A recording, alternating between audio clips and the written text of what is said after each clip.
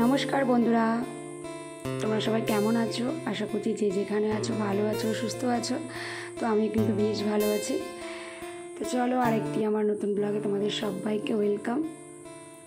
সকালবেলাতে যখন রেডি হয়ে বাড়ি আসার জন্য যখন রেডি হলাম, তখন চর্দি ভাই বলছে যে তুই এক্ষুনি বাড়ি চলে যাবি। আমি বলছি হ্যাঁ চল আমার সাথে একটু পার্লারে।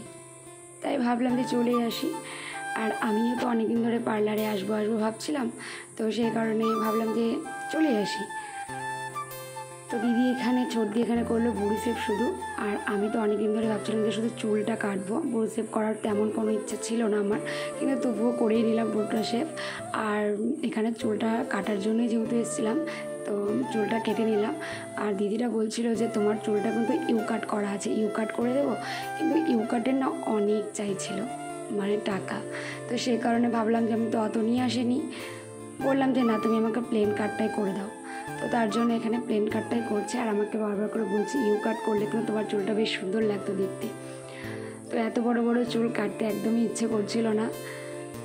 আর তাছাড়াও গরম এত পড়েছে, আমি তো ভাবছিলাম যে ঘাড়ের নিচে একদম চুল করে দেব, কিন্তু পরে ভাবছি যে না এত কষ্ট করে চুল বাড়াচ্ছি আর চুল যখন বড় হয়ে যাচ্ছে তখন কেটে দিতে না সত্যি খুব মায়া লাগে। কিন্তু চুলটা না আমার একেবারেই নষ্ট হয়ে গেছিলো, গোড়া টোড়া ফেটে গেছিলো, সেই কারণে কেটে নিলাম। তারপরে আর কি বাড়িতে গিয়ে সবাইকে টাটা বাই বাই করে বেরিয়ে পড়েছি বাড়ির দিকে। আর আমি না বাবার বাড়িতে ঠিক ভিডিওটা করতে পারি না, কারণ আমাদের ওই বাড়িতে না কেউ খুব একটা ভিডিও করাটা পছন্দ করে না। তো সেই কারণে আমি বাবার বাড়িতে ভিডিও করি না, তাই রাস্তা থেকে ভিডিওটা শ্যুট করা শুরু করেছিলাম।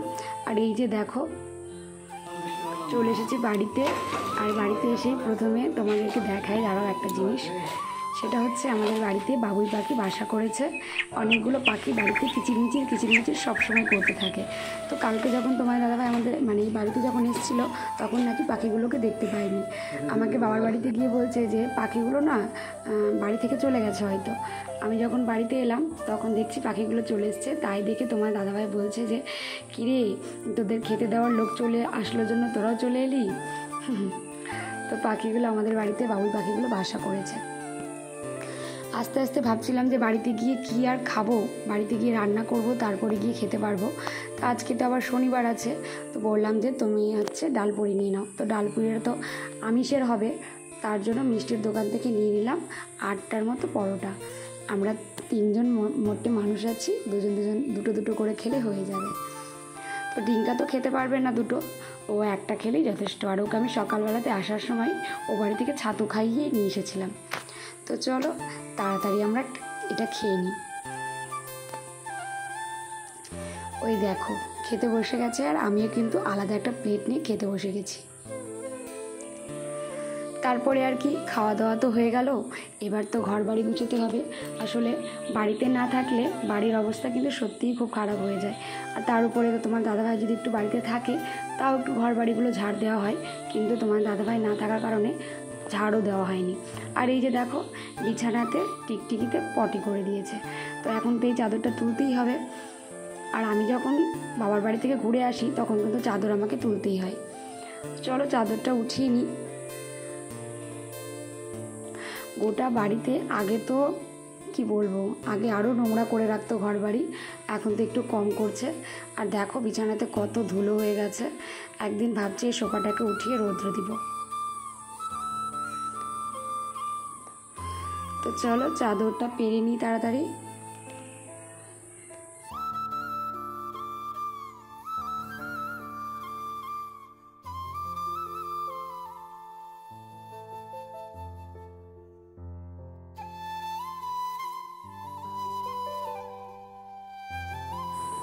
আর এই দেখো আমি নাকি ঘোড়ার পিঠে উঠে গেছে আর বলছে চল ঘোড়া চল ঘোড়া চল।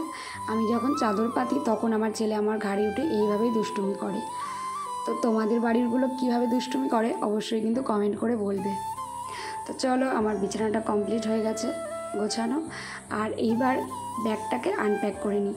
আসলে এসে গুছানো হয়নি।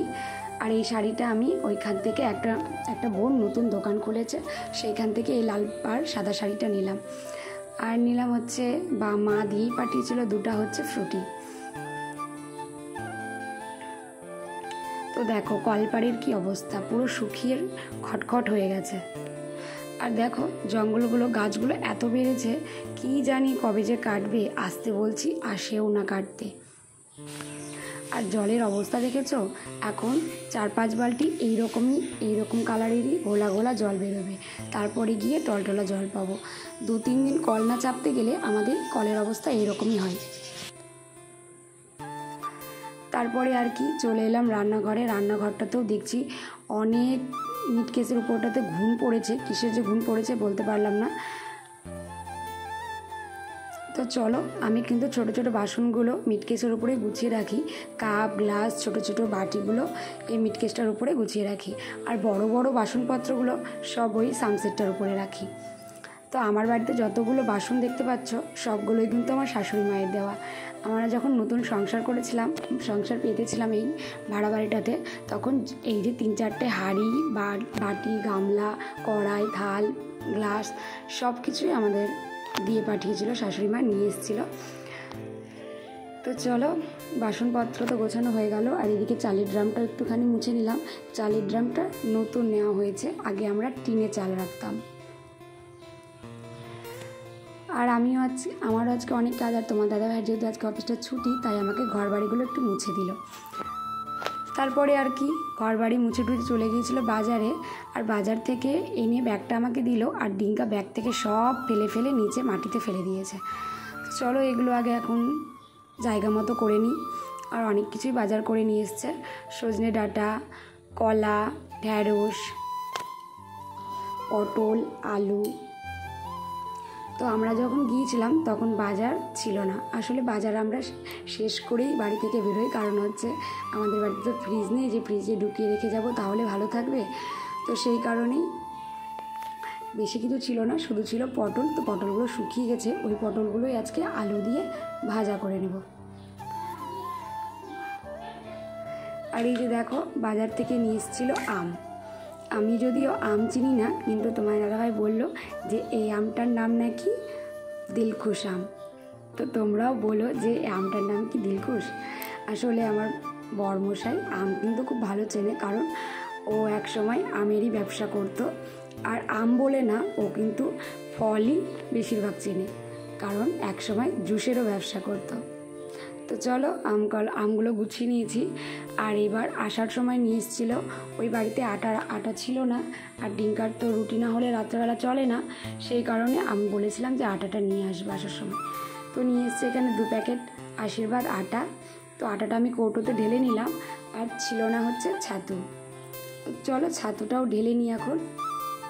ছাতু না হলে ডিঙ্কার কিন্তু সকালবেলার খাওয়াতে একটু অসুবিধে হয়ে যায়। আসলে সকালবেলাতে না কিছু খেতে চায় না ছাতুটা ছাড়া, সেই জন্য এখানে ছাতুটাও নিয়ে আসতে বলেছিলাম। তো ছাতুটাও নিয়ে চলে এসেছে, আর আমি গণেশের ছাতুটাই কিন্তু ওকে খাওয়াই। তো চলো এইবার যাওয়া যাক কলপাড়ে। এই যে বাবার বাড়ি থেকে ব্যাগে করে যেসব জিনিসপত্র নিয়ে এলাম, সেখান থেকেই কিছু জামা কাপড় যেগুলো পরেছিলাম সেগুলো কেচে নিলাম। আসলে মা বলেছিল যে দিয়ে জামা কাপড়গুলো কেচে দিই, না হলে বাড়িতে গিয়ে আবার তোকে কষ্ট করে কাচতে হবে, কিন্তু আমি বলেছিলাম না, বাড়িতে গিয়েই কাচবো, তাই কেচে নিলাম। তো আমি স্নান করে নিয়েছি এখানে। আর স্নান করার পর চলে এলাম, রান্না বসিয়ে দিয়েছি, রান্নাঘরে চলে এলাম। আর এখন আমি চালটা আগে মেপে নিই, চালটা মেপে ধুয়ে দেবো। আজ তো শনিবার, নিরামিষ না খুব একটা খাওয়া হয় না, কেউ পছন্দ করে না। আমি যদিও পছন্দ করি, কিন্তু আমার বর মানে তোমার দাদাভাই আর ডিঙ্কার একটু নিরামিষ হলে কিন্তু অসুবিধাই হয়ে যায়। তো সেই কারণে বেশি আর চাল নিলাম না, ওই 2 কাঠার মতো নিলাম, তাহলেই হয়ে যাবে। তো চলো চালটা নেওয়া হয়ে গেছে, এবারে চালটা আমি কলপাড় থেকে ধুয়ে নিয়ে চলে আসি। আর ওই যে বললাম চারটে হচ্ছে পটল থেকে গিয়েছিল, শুকিয়েও গেছিলো, সেই পটলগুলো আলু দিয়ে একটুখানি ভাজা করে নিলাম। আর ওই সাইডে হচ্ছে ভাত। তো চলো আলু পটল ভাজাটা হয়ে গেছে, উঠিয়ে নিলাম। আর কড়াইতে আবার তেল দিয়ে দিলাম। আর আজকে করব সোয়াবিনের তরকারি। সোয়াবিনটা না আমি ওই সকালে এসে ভিজিয়ে দিয়েছিলাম, তখন তো বাজার ছিল না। তো আমি বলেছিলাম যে বিকেলে বাজার করতে, তো সকালবেলাতেই করে নিয়ে চলে এলো। সোয়াবিনটা যখন ভিজিয়ে দিয়েছি, ভাবলাম সোয়াবিনের তরকারি করে নিই। আর এই যে দেখো জামা কাপড়গুলো কেচে দিয়েছি। আজকে কিন্তু রৌদ্র নেই, কিন্তু গরমটা বেশ আছে। ডিঙ্কার জন্য খাবার বেড়ে নিয়েছি, আলু সোয়াবিনের তরকারি, লেবু নিয়ে নিয়েছি, আর নিয়েছি হচ্ছে আলু পটল ভাজা। চলো ওকে চটপট খাইয়ে দিই, তারপরে আবার আমরা খেতে বসবো। দেখো কি কাণ্ড, আমার রান্না কিন্তু হয়ে গেছে। তোমাদের দাদাভাইয়ের আবার পছন্দ হলো না, আবার ও নিজেই বললো বেসন আছে। আমি বললাম হ্যাঁ আছে। তাই বেসন দিয়ে, আর বাড়িতে ছিল কলা, ওই যে বললাম কলা নিয়ে আসলো বাজার থেকে, সেই কলা দিয়ে করে নিয়েছিল, কলা দিয়ে আর বেসন দিয়ে বড়া। চলো তোমার দাদাভাইকেও খেতে দিয়ে দিয়েছি, আর আমিও এখন বসে পড়ব।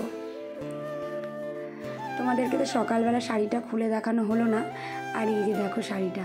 তো বন্ধুরা কেমন হয়েছে শাড়িটা অবশ্যই কিন্তু কমেন্ট করে বলো। আর এই শাড়িটার দাম নিয়েছে কিন্তু ওই 420 টাকার মতো। তো এখন রাত্রি 10টা বাজে, এখন রাত্রের আবার খাবার নিয়ে বসে পড়েছি। আর ডিঙ্কার রাত্রেবেলা খাওয়ার কোনো ঝামেলা নেই, ওকে আমি দুধ রুটি খাইয়ে দিয়েছি, আর ও ঘরে টিভি দেখছে। আর এখানে ওই যে বললাম আজকে নিরামিষ ভাত, দাদাভাইয়ের আজকে পছন্দ হবে না, তাই রাত্রেবেলা নিয়ে চলে এসেছে ফ্রাইড রাইস আর হচ্ছে পনির টিক্কা। এটা দিয়ে খাবার খাওয়া হবে আজকে রাত্রে। আর আমাকে ফোন করে বলছে যে আজকে আর ভাত চাপাইও না, আমি বাইরে থেকে খাবার নিয়ে আসছি। তো আমারও বেশ ভালো হলো। তো চলো বন্ধুরা, আমরা এখন খাওয়া দাওয়া করবো। তো আমি আমার ভিডিওটিকে এখানেই এন্ড করছি। দেখা হচ্ছে আবার নেক্সট ব্লগে। তো তোমরা সবাই ভালো থাকবে, সুস্থ থাকবে, আর অবশ্যই জানাতে ভুলো না কিন্তু যে আমার ভিডিওটি কেমন লাগলো। তো চলো টাটা, বাই, গুড নাইট।